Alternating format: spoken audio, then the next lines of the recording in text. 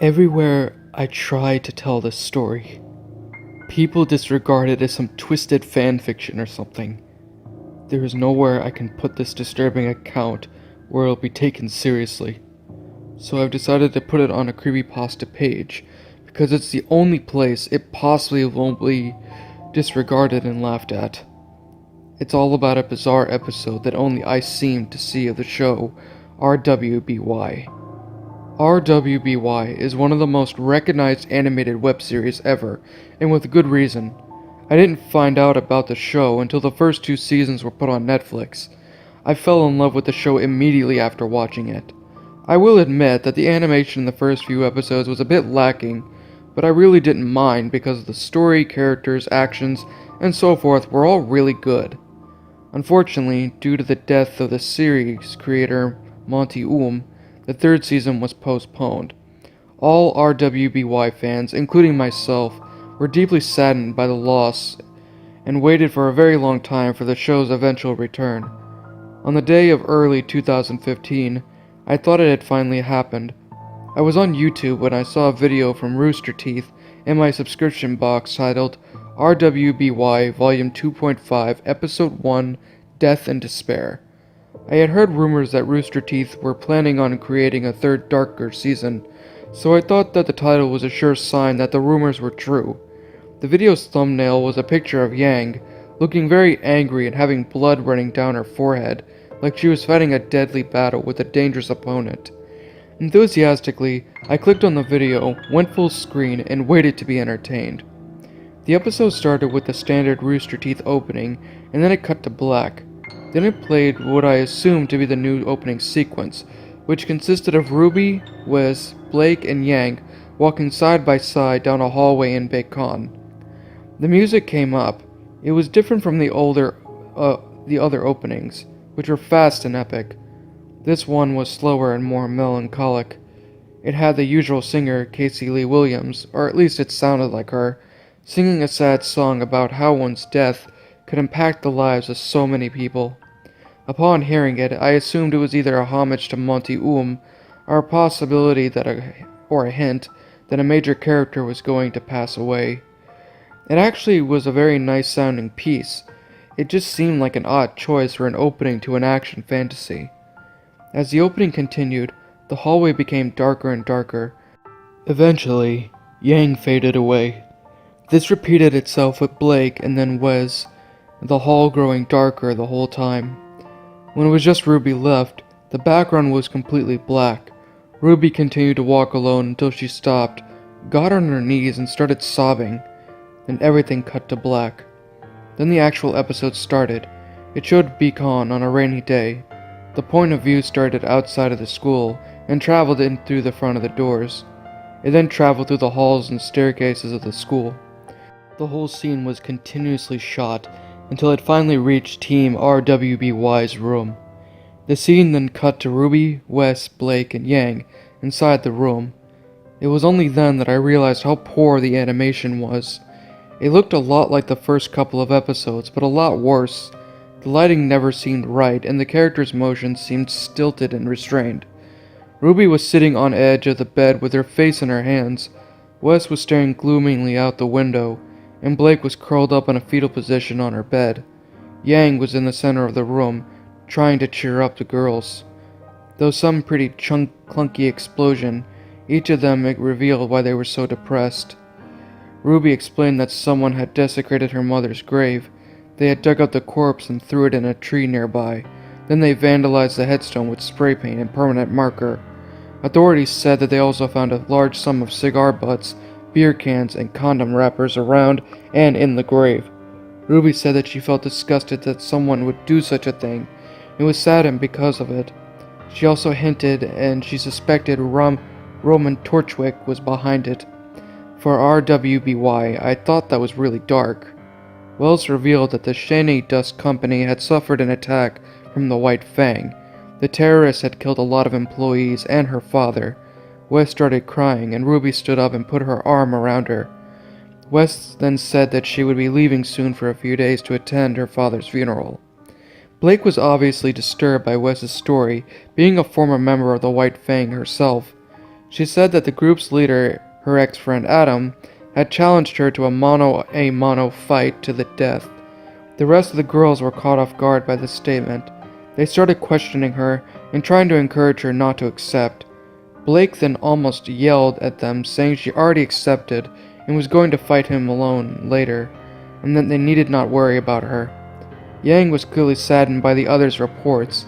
However, in her typical optimistic fashion, she told them that they could get through their hardships and continue on. Then, much to my surprise, Ruby, Wes, and Blake began yelling at Yang. They screamed about how everything was terrible and there was no hope. What really shocked me was that when they started shouting some very strong profanities at poor Yang. The show had language before, but only minor stuff. Now they were saying the F word and S word, among other things. They called her terrible names and told her to get out, even threatening her if she did not comply. Yang, noticeably terrified, started weeping as she ran out of the room and slammed the door behind her. The scene then made a jump cut to Team G and PR's room. Only Pyra and Juane were in the room, with Nora and Ren nowhere in sight. Pyra seemed frustrated with Juan, telling him that he needs to learn his aura. She was not calm and kind to him as she usually was, this time coming across as bitter and fed up with his constant failures. Juan kept trying to defend himself, commenting about how aura properly isn't too important anyway, as it did not help Nora or Ren. I immediately understood the implication that the two had died, presumably in battle. When Yuan mentioned his lost teammates, Farah got upset and dropped her head. She whimpered something inaudible, and Yuan goes up and approaches her. He apologizes and the two hug each other. Then the scene ends with the fade to black. There's a quick flash of something, but I didn't see what it was. I assume now it was some kind of message or image, but I cannot be sure. The next scene fades in of Yang walking, crying through the halls of Pecan. There is a total absence of other students or teachers in the school. Only Yang seems to be there. There is also total silence except for Yang's sobs. She walks outside of the school and is suddenly knocked over by a blast of fire.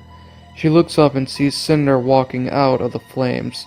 She immediately activates her Ember Chilia, getting ready to fight. I found this really confusing, because the show left off with Cinder infiltrating Beacon, posing as a student. When did Cinder end that plan, and when did Yang recognize her as a threat? The two began fighting in what I will admit to be a pretty cool action scene, but neither of them seemed to really want to fight. Their movements looked restrained and half-hearted, and they rarely hit each other. That was that, and there was no dialogue outside of Yang's occasional grunt or oof. Cinder managed to hit Yang in the head with a fireball, and Yang fell backwards. She hit her head on the ground with a very loud and very realistic cracking sound. She slowly got up with blood running down her forehead, like the thumbnail in the video. Without warning, the screen jump cut yet again, this time to Blake walking in the woods that had appeared in the black trailer, the one with the red trees. She walked into a clearing. On the other side was Adam, holding his weapons, Wilt and Blush.